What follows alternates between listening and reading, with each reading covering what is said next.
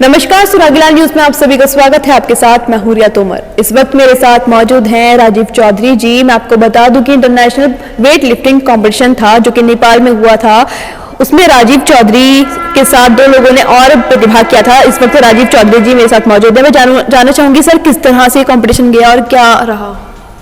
ये कंपटीशन बहुत बड़े स्तर पर था और ये नेपाल काठमांडू में 10 तारीख से 13 मार्च तक आयोजित था, जिसमें उत्तराखंड के तो 3 खिलाड़ियों ने प्रतिभाग किया।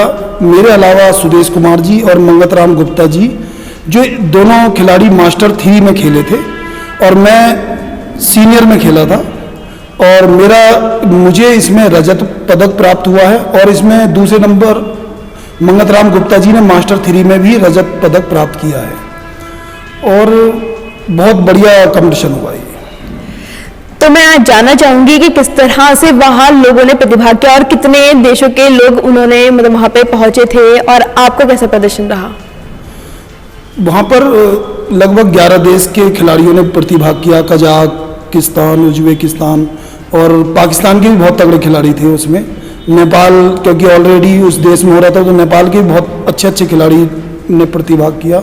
और एक किर्गिस्तान के खिलाड़ी बहुत हावी रहे और हैवी कॉम्पिटिटर थे वो, तो उनसे मुकाबला था और उसमें कभी वो आगे थे, कभी हमारी टीम आगे थी। तो उसमें वैसे टीम चैंपियनशिप इंडिया के हाथ आई है। नंबर 1 चैंपियनशिप जो है इंडिया को मिली है और उसमें हमारे बहुत सारे मेडलिस्ट, हमें लड़के और लड़कियां मिले हैं। इंडिया ने बहुत सारे मेडल जीते हैं। तो कभी कभार ऐसा होता है कि काफी देशों से अगर खिलाड़ी आते हैं तो कई बातें भी हो जाती हैं, लेकिन अपने देश का नाम रोशन करना एक काफी बड़ी बात है। तो आप इस बारे में क्या कहना चाहेंगे? हाँ, ये तो एक सबसे बड़ी बात है।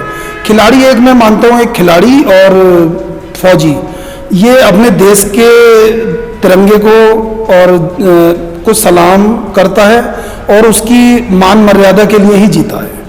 तो जब ये तिरंगा लहराया जाता है, जब आप किसी फर्स्ट पोजीशन पे आते हो, तो आप अपने देश के लिए लड़ रहे होते हो। आप हिंदुस्तानी होते हो, भारतीय होते हो, इंडियन होते हो, तो आपको कोई और चीज़ नहीं दिखाई देती, आपको हिंदुस्तान दिखाई देता है।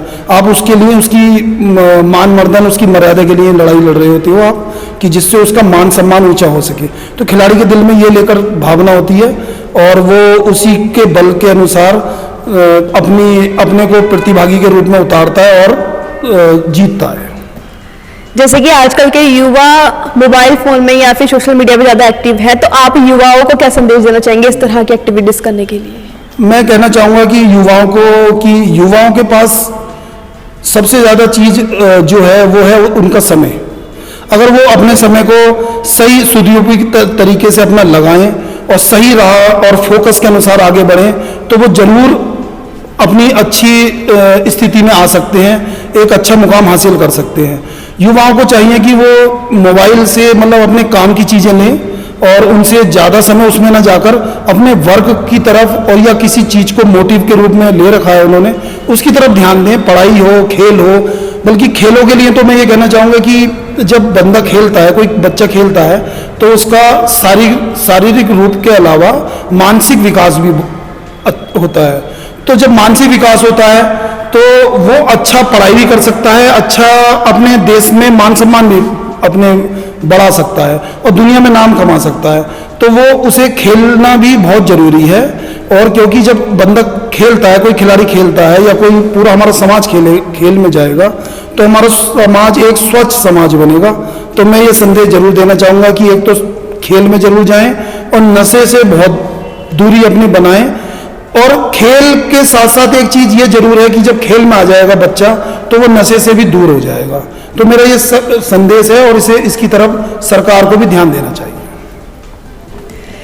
जैसे कि हमने राजीव चौधरी जी से जाना कि युवाओं को भी इस खेल के मैदान में आगे बढ़ना चाहिए और नशे से दूर होने के लिए भी ये बहुत अच्छा तरीका है। नितिन बोहरा के साथ मैं रिया तोमर, सुरागीलाल न्यूज, काशीपुर। उत्तराखंड की खबरों से जुड़े रहने के लिए आप हमें सभी सोशल मीडिया प्लेटफॉर्म्स पर सब्सक्राइब, लाइक और फॉलो कर सकते हैं। धन्यवाद।